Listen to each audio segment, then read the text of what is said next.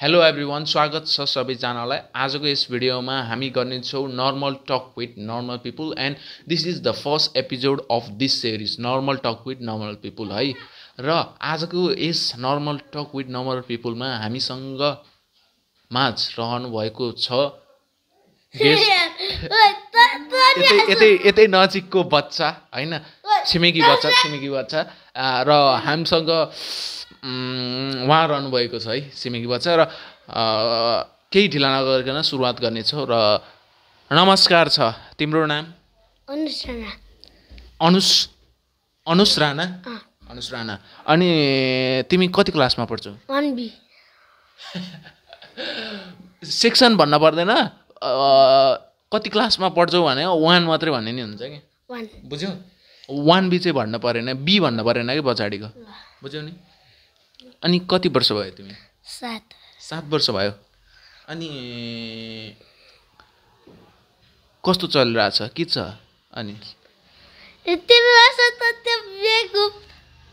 के भन्यो? बेकुप क्वेसन भयो? बेकुप क्वेसन भएन, कस्तो चलिरहेको जीवन भनेको त्यो बेकुप क्वेसन हो होइन? अनि के छ भनेको कि त्यो भनेको के छ? ठिक छ। ओ बल्ल बुझ्यौ नि? बुझ्यौ? अनि घरमा को हुनुहुन्छ? मन्जा मम्मी।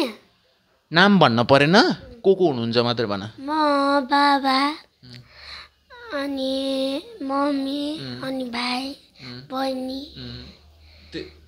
भन्छी तिमी, बाबा, बहिनी, भाइ अनि मम्मी। ए अनि त्यसपछि अनि तिमीलाई खेल्न रुचि गर्छ कि गर्दैन? रुचि लाग्छ खेल्न? भन्छी खेल्न रुचि लाग्दैन? तिमीलाई यस्तो बाहिरी खेलहरू मन पर्दैन भनेको फुटबल, क्रिकेटहरू? के मन पर्छ तिमीलाई खेल्न? भलिबल। ओ भलिबल चाहिँ मन पर्छ। भलिबलमा चाहिँ कतिजना खेलाडीहरू हुन्छन्? भलिबलमा त्यो बेकुप क्वेसन नसोध्नु यार।